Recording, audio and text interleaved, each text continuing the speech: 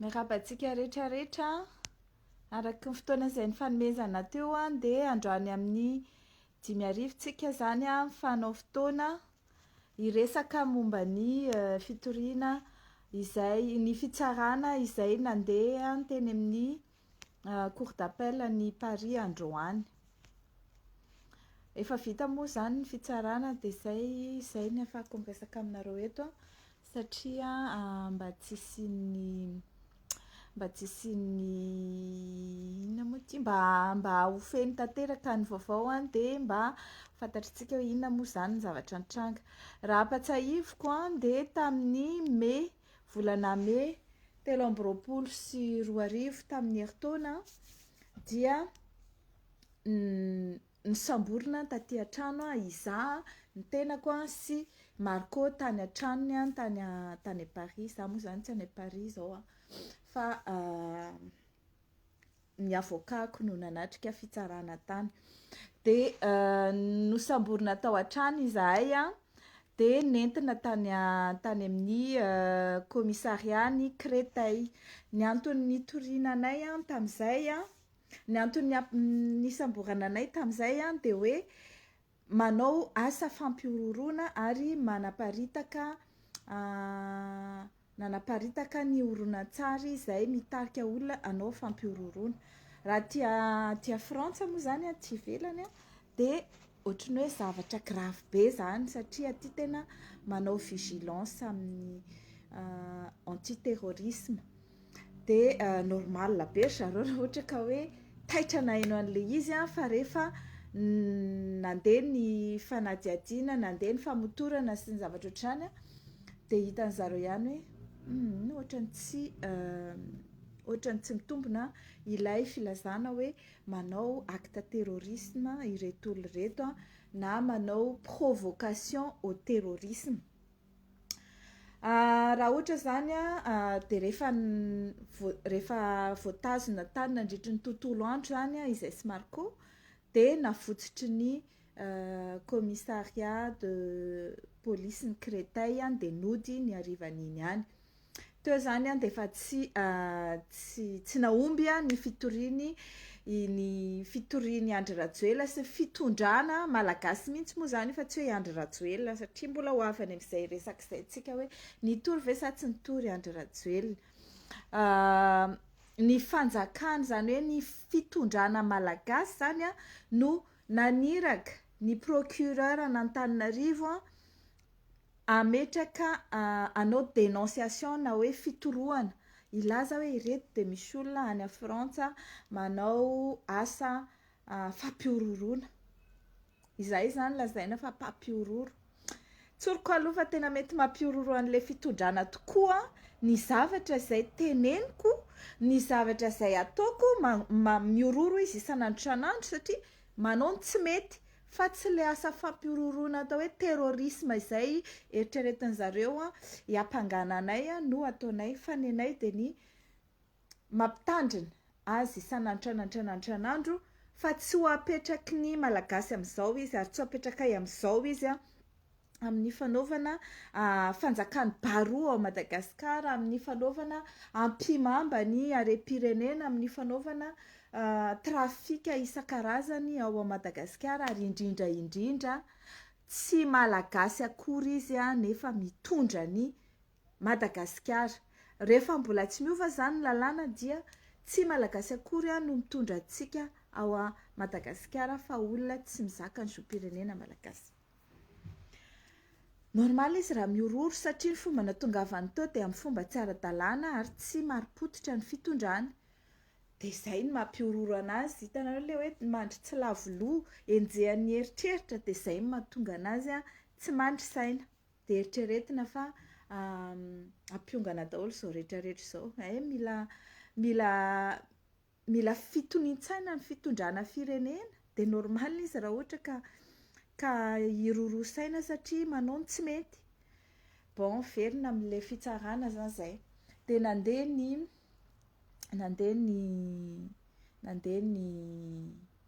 ny andro sy ny volana dia nandeha ny fitsarana tamin'ny volana septembre 2023.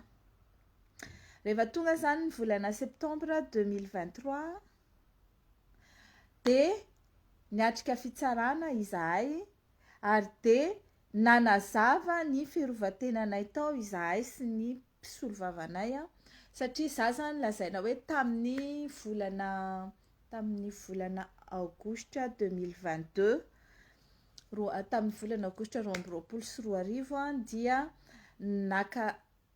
nanao manifestation teo amin'lohan'ny ambasady izahay ataty amin'ny RMDM diaspora ary anisany nandray fitenenana tamin'izany i Marco fa tsy Marco irery fa za nandray fitenenana, Marco nandray fitenenana, nisy olona maromaro nandray fitenenana teo samy niteny izay tao amin'ny anatin'ny fony satria tamin'ny fotoana io raha tadiditsika nisy an'le sariny valizin'ny Andry Rajoelina milanja 71 kilo napisy resabe teo amin'ny Facebook de nisy olona maromaro voasambotra de noho ireo olona voasambotra ireo de nanao manifestation izahay taty Frantsa. De rehefa nandray fitenenana Marco, rehefa nandray fitenenana ny olona rehetrarehetra teo dia izaho moa salamazatra de manao live Facebook hoe alaiko live list de alefa diffusena amin'ny Facebook en direct eo amin'ny pageko. De rehefa nandray fitenenana Marco de miteny zay tiany tenenina eo izy de tapahako aveo de manaraka indray manao. Za zany tsy mahafantatra hoe inona le ho tenenin'ny Marco ary tamin'io andro io tsika malala tsara fa ny mpanohitra any Rajoelina anisan'izany ny tenako dia tsy mpanao asa fampiororona ary izany indrindra arany no anakanana antsika hoe nareo pasifika loatra, nareo tsy jolamboto ohatranazy, atsika tsy jolamboto ohatranazy normal, nareo tanapolo nentinareo miady aminazy nefa ny zareo miaraka amin'ny basy, miaraka amin'ny lacrymogène, miaraka amin'ny beboty. De nefa ironie du sort izy indray no milaza fa izahay hony nampiororo azy ka natahotra mafy ny aina izy. De nalefany zany ny Arsenal ny fitsarana izay fitaovana hatrany ao Madagasikara ametraka fitorohana na dénonciation taty Frantsa. De rehefa nandeha zany ny fitsarana tamin'ny septembre 2023 iny de nanazava tao izahay hoe izahay za Marco sy ny olona rehetra izay mpanaradia anaty amin'ny aty ivelany dia manentana tranony malagasy anao révolution zay ngamba no izy, zay ngamba ny tena hoe terme malaza anazy, révolution zany hoe ikomy amin'io fitondrana io ary anao zay ampiala an'zareo teo amin'ny élection izay ho avy satria efa akaiky ny élection. Zany ny zavatra nieritreretina tamin'ireny ary hitantsika tsara fa nanao zay azo natao rehetra izahay taty tsy ampiverina intsony any Andry Rajoelina eo amin'ny fitondrana. Rehefa mivoaka zany rehefa vita ny fitsarana tamin'io septembre 2023 io de nody izahay ary délibéré 26 janvier. De rehefa tonga ny 26 janvier dia nafana izahay sy Marco zany hoe natsahatra ny fanenjehana, renvoi des fins de la poursuite. Amin'ny raha ohatra zany azavaiko amin'ny teny tsotra zany de zao. Ny olona zay afaka eo amin'ny fitsarana misy karazany anankitelo. Misy ny atao hoe renvoi des fins de la poursuite dikan'izay de hoe tsy mitombona ilay eloka, tsy nisy ny eloka izay lazaina ho nataon'ireo olona voapanga. Tsy misy akory zany eloka zany hoe zay zany sady tsy vitany tsy meloka fa tsy nisy akory ilay eloka izay eritreretina ho nataonay dia renvoyer des fins de la poursuite, atsahatra ny fanenjehana. Misy ny olona atao hoe relaxer purement et simplement, misy ny eloka fa ilay olona tsisy ifandraisany amin'ny eloka dia atsahatra ny fanenjehana anazy dia afahana madiodio izy amin'iny eloka iny. Tsy izay nefa le izy fa ny anay tena tsisy ny heloka tsisy zavatra zany azo reprochena anay. Nisy indray ny atao hoe RBD, relax au bénéfice du doute. Misy ny heloka misy ifandraisan'le olona zay toriana fa saingy tsy ampy ny pirofo na misy ny fisalasalana ilazana fa nanao ila heloka ilay olona. De izay zany sady RBD tsy RPS, RBD relax au bénéfice du doute tsy relax purement et simplement fa tena hoe renvoi des fins de la poursuite.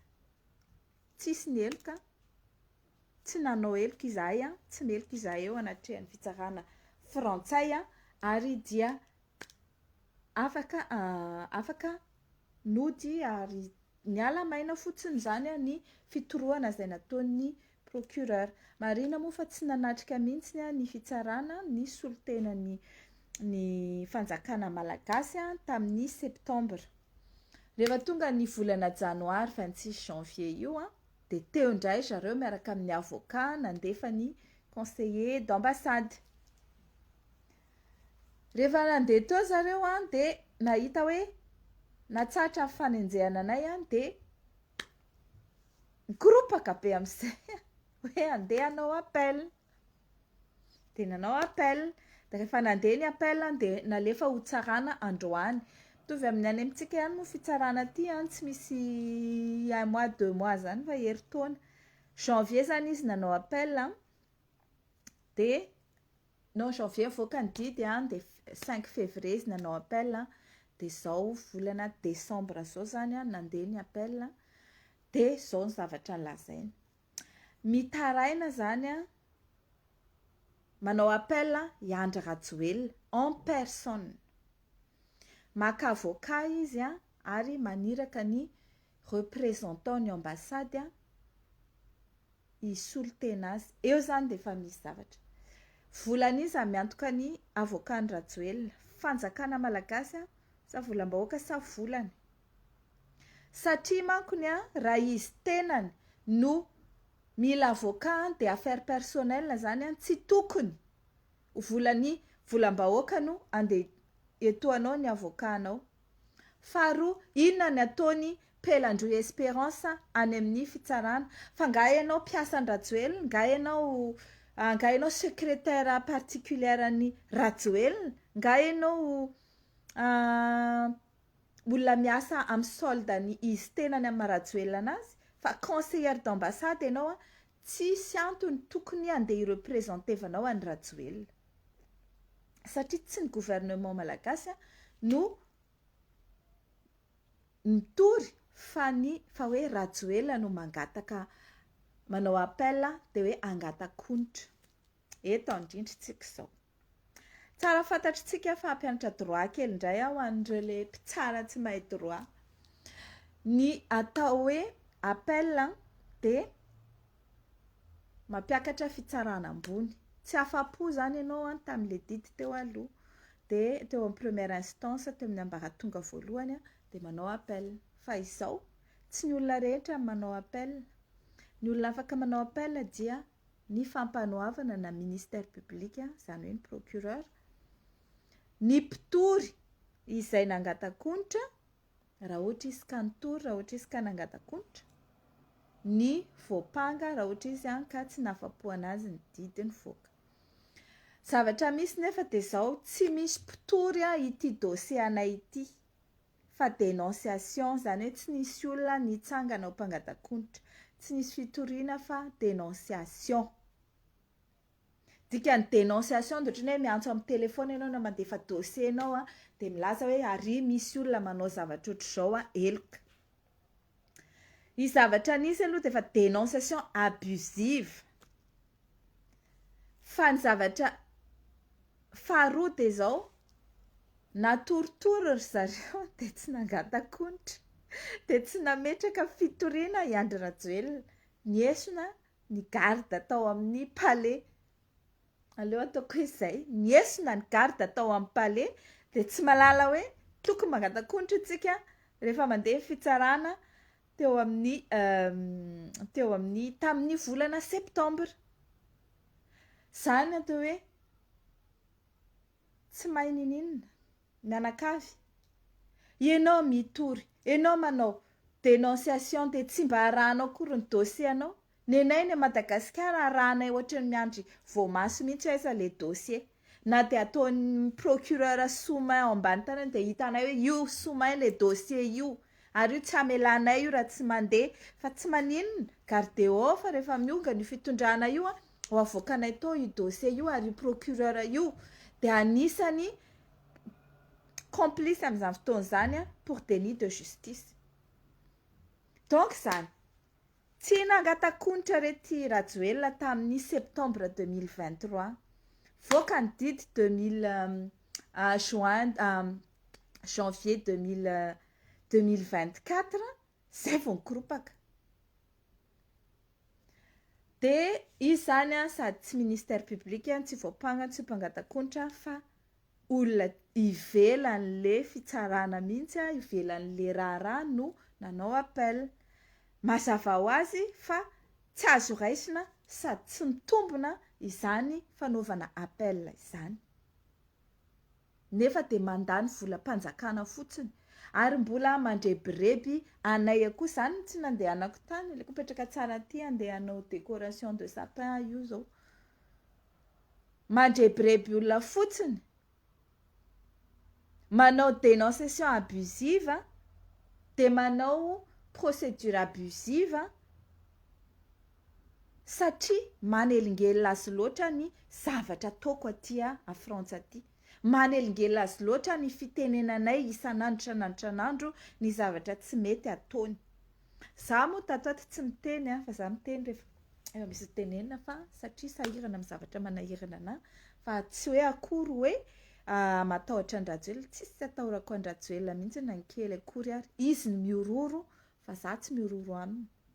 Izy ny matahotra isan'andro vao misokatra amin'ny vavany faniro inona indray no resahany ty Ramatoa ty, inona indray no ataony io ana, inona indray secret ho hitany eo, inona indray ireny zavatra tsy mety ataony. Miororo andro aman'alina. Bref, donc zany nandeha ilay fitsarana androany.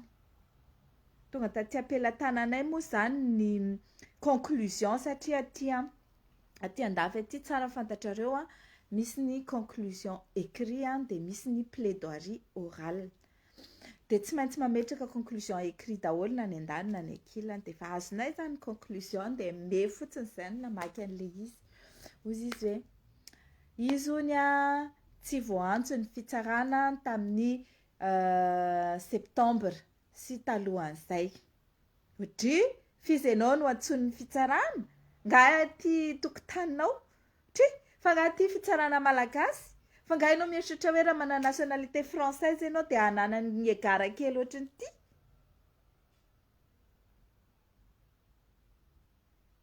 Dia avy eo satria hono izy tsy voantso dia tsy afaka nangatankonitra nefa noho izy tena victime be mihitsy satria ny sariny teo amin'ny ambassady nitsatohan'ny Marco tamin'ny flèche ny lohany. Dia marary be zany ny fony. Dia noho izany hono izy dia angataka 1 euro symbolique. Tsisy anomenao an'izany 1 euro symbolique zany eo. Déjà ny karamany avocat-nao tsy efa ohatrin'ny tsy vo 50 000 euros ny karamany avocat volana izy mandoa ny avocat-nao. Que venao ilaza angataka 1 euro symbolique, ça va pas la tête. Ary inona le préjudice anananao? Inona ny préjudice? Inona zany? Rehefa ianao mangatakonitra dia mila milaza ianao hoe inona ny voina nazo anao. Ny heloka tsisy, ny voina tsisy. Que ianao ilaza angatakonitra.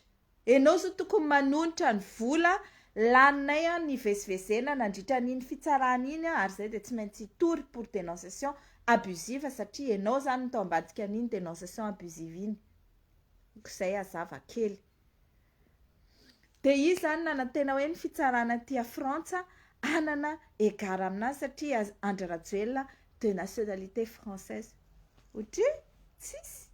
Tsy nasian'olona egara na ataony ohatriny tsisy zéro. dia avy eo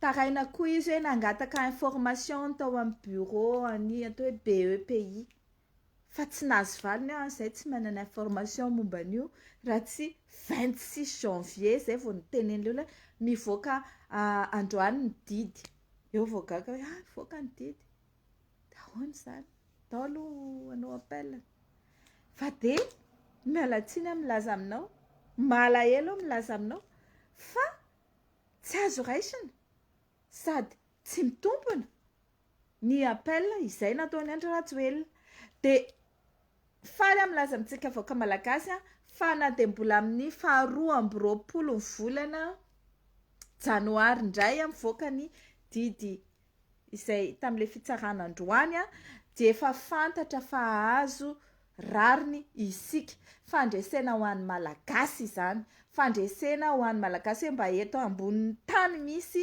fitsarana tsy miendany amin'ny Rajoelina oka zava ny resaka efa renvoyé défendre la poursuite izay izany hoe fa natsahatra ny fanenjehana anay tsy misy ny heloka izay nataonay avy eo mbola nitonantonana ohatran'ny vinanto tsy narefosa ny avocat Rajoelina sy ny solitenany ao ambasady androany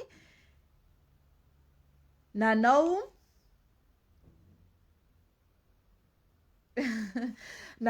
an'io appel io hoe eo nisy voangatakontra tsara fantatritsika point de droit kely indray rehefa tsy nangatakontra ianao teo amin'ny fitsarana ambaratonga voalohany rehefa tsy nitory ianao teo amin'ny fitsarana ambaratonga voalohany dia tsy afaka mitory ary tsy afaka mangatakontra intsony ianao any amin'ny ambaratonga ambony na any amin'ny appel ninin nataonao na andeha eo ny lohanao tsy afaka mangatakontra intsony ianao point barre na namody zay mifandehany dikan'izay zany de niala maina ohatriny nandevina totoza i Andry Rajoelina androany de faly milaza aminareo fa misy rariny eto ambonin'ity tany ity misy rariny eto ambonin'ity tany ity ary isorako an'Andriamanitra izany faharoa manaraka an'izay tsy any Madagasikara akory le fitsarana fa raha tany Madagasikara io dia noforoniny io fitsarana io ny jurisprudence hoe mahazy mangatakontra ianao na dia tsy nitory tany amin'ny première instance na tsy nitsangana teny amin'ny première instance satria fitsaranao Madagasikara tompoko de efa tsy haiko tsony ny filazana anazy mialatsiny raha ohatra ka atao kapokaray fa rehefa tsy miteny de manaiky zany ao amin'ny fitsarana malagasy ao zavatra nitranga tamin'ny herinandro tamin'ny volana octobre 25 octobre mifampitory ny orinasa Fanalamanga sy ny orinasa atao hoe Bovimad Bovima Bovima bon je tsy Bovima fa andrasy lo jereko fa mifangaro le Bovima sy le anarana fa quoi qu'il en soit mifampitory ny Fanalamanga sy ny orinasa anankiray de mivoaka ny didy hoe misy exécution provisoire ho an'ny Fanalamanga de rehefa misy ny exécution provisoire iny de nitory teny amin'ny nangataka suspension teny amin'ny cour suprême ilay orinasa zay miady tamin'ny Fanalamanga de nangataka suspension zany hoe ahato le fanaovana exécution provisoire azo atao zany za tsy miditra fond tsy miditra détail satria tsy ananako ny dossier fa mifantatry fotsiny de hoe misy fitsarana mba manaonao foana koa ny ao Madagasikara ao zany avy eo rehefa nanao an'izay suspension d'exécution teny amin'ny cour suprême zay zany le orinasa de nilaza ny cour suprême hoe satria mety hisy fiantraikany be eo amin'ny toetra rà ny fanaovana l'exécution provisoire noho izany dia heverina fa ahato ny fampiarana anazy de natao zany ny fanajanonana an'le exécution provisoire tonga de nisy ny teny any amin'ny ministra hoe nisy didy ohatr'izao voaka tao amin'ny cour suprême ka de ahoana ny atao de iny ministra miteny hoe non ovao zany ovao lay didy de iny tokoa le premier président par intérim ny cour suprême nanova an'le didy de novaindray hoe sur la demande de suspension d'exécution provisoire everina fa tsy mampiova ninina mitoedra raha ny fanaovana exécution provisoire ka dia lavina ny fangatahana suspension de misy didy anankiroa mivoaka même jour même personne manao anazy même fait zany ny fitsarana ao Madagasikara satria misy baiko midina hoe ovao i didy io de ovana le izy zany zavatra misy ao tsy vitany hoe sady tsy mitsaraka ny rariny tsinitsiny tsy manisy motifa amin'ny décision zay avoaka no mbola manaonao foana de tsy vitany hoe le premier président ny cour suprême no manao didy anankiroa contradictoire tsy azo atao zany fa osoka ny anankiray amreo faux zany fa mbola nasorona koa reny greffier en chef ny cour suprême natao atao bouc émissaire de tonga de soloina zany ny fitsarana ao Madagasikara de mbola tsy misy tsy ampy an'izay koa fa zao rehefa tsy tafajanona ho CSM tao amin'ny conseil supérieur de la magistrature ny député anankiray izay fatatsika malaza be ny SG any ministère en justice teo aloha zay malaza be tamin'le affaire Raissa le nangataka 5 milliards reny de zao izy lasa député de mbola mieritreritra igéreny carrière ny mpitsara kanjo moa zany enona itaty de zay koa tsy anaiky an'izany za mbola mpitsara any Madagasikara na de namoaka didy ary zareo tant que mbola tsy exécutif ny didy mbola mpitsara donc sarotiny amin'io asa mpitsarana io ninina ataonareo bref de rehefa tsy afaka nilatsaka tsony zany tsy afaka mijanona ho conseil au conseiller supérieur de la magistrature tsony zany izy de ny olona zay solo azy de ny forcena hoe io tsy maintsy atao lany inona ny zavatra mitranga ity olona zay eritreritina atao lany ity nefa dia manana havana satria ny zanaky ny vadiny niesiny zanany hoe zanaky ny anabaviny zany manambady de io vadiny ny zanaky anabaviny io membre ny CSM représentant société civile ny lalàna nefa milaza hoe tsy mahazo misiéger na hoe tsy mahazo miara mikambana manao mpikambana ao anatin'ny CSM ny olona izay manana rom-pihavanana jusqu'atrany amin'ny troisième génération dikan'izay ny olona manana rom-pihavanana tonton tantine nièce mari femme frère et sœur tsy mahazo miaraka manao membre ny CSM nefa de lany somatsara ity DG ny ONMG izay dadatoany ina moa ty dadatoa zany hoe dadatoa par alliance ny ty mpikambana anankiray amin'ny CSM zany ny zavatra misy eo amin'ny fitsarana malagasy io de mangina daholo ny rehetrarehetra fa bon zay moa zany tsy etatretasaratra any fa anjaran'zareo mpitsara ny mampiatra ny lalàna ao aminy ao satria azo atakena tsara ny amin'ny conseil d'état zany zavatra zany raha ohatra moa ka hanao ny asany zareo fa tsisy idiran'ny politika fa ny antsika moa zany politika ihany aloha hatreto de mbola mifélicité anay miaraba ny tenanay sy miarabantsika rehetra malagasy fa mba nandresy ny fitsarana contre andreo rajoelina ireo tamin'ity ndray mitoraka ty de izy niala maina nahazo ny azo raisina fa tsy mitombona amin'ny 22 janvier indray mitohy ny raharaha azahoantsika ny valin'ny fitsarana fa izay tsy misy surprise moa zany fa de ho hitantsika eo zay ny zavatra tantaraiko anareo androany de manome fotoana anareo rapitso amin'ny